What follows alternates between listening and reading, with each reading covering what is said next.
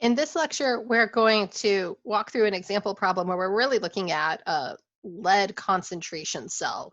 Um, so right here, we have a picture of it, and you can see that we have, sorry, let me get,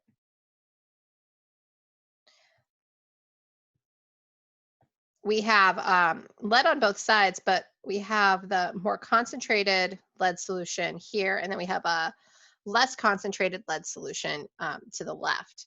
And so we're always going to have electrons flow from the lower to the higher concentration. So that tells us that electrons are going to flow this way, from left to right in this particular concentration cell. That's going to make this one on the left our anode, and our cathode is on the right.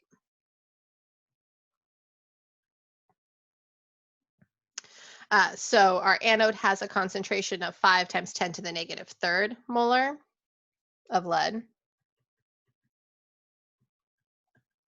And our cathode has the 2.5 molar concentration of our lead plus 2. So now let's look at how the concentration is going to change in each of our cells. So as electrons flow, we expect that our anode is going to take electrons and give it to the other side, the cathode. And so those electrons are going to come from our lead solid, becoming lead plus 2, giving up 2 of its electrons. Those 2 electrons here then flow to our cathode. And at our cathode, our lead plus 2 ions that are in solution are going to grab those 2 electrons and form lead metal.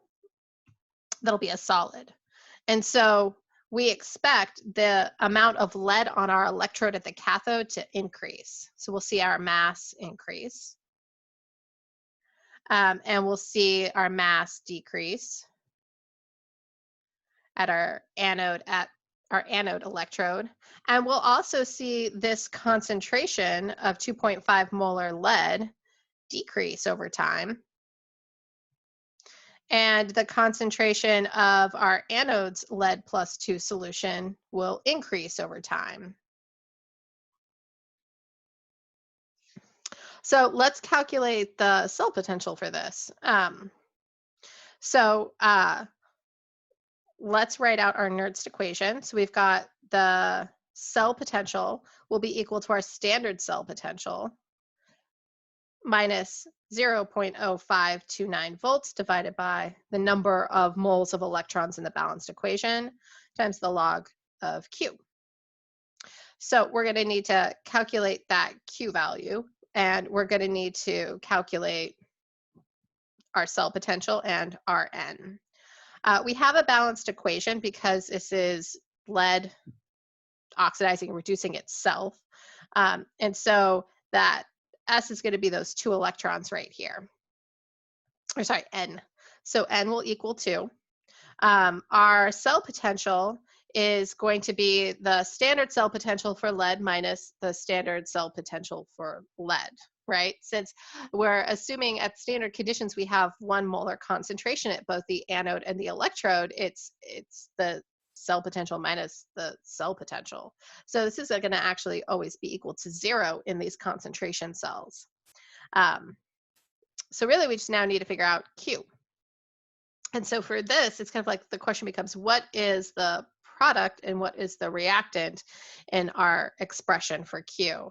And so it helps me to kind of write out what's happening. So at our cathode, we have lead plus 2, and at our anode, we have lead solid. So we have lead solid combining with the ions from lead, the cations, forming lead plus 2 and lead, which I know looks really repetitive. But what we have is our anode reaction right here. And then we have our cathode right here.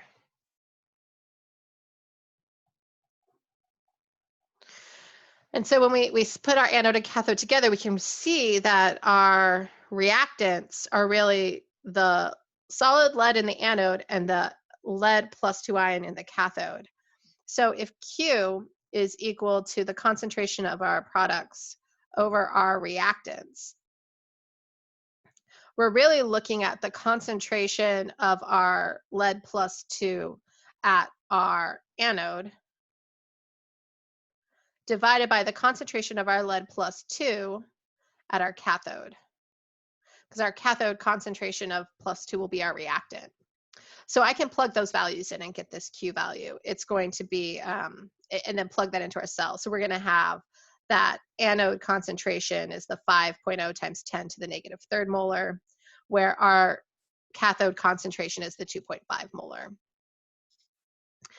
So we can now just plug this all into our equation. So our cell potential is going to be equal to our standard cell potential of 0 volts minus that 0.0592 volts divided by our 2 electrons, our 2 moles of electrons, times the log of that Q value, which is our less concentrated solution, divided by our more concentrated solution. I keep putting extra parentheses. If I plug all of that into my calculator, I'm going to get a value that is 0.0714 volts. So quite a bit different than 0.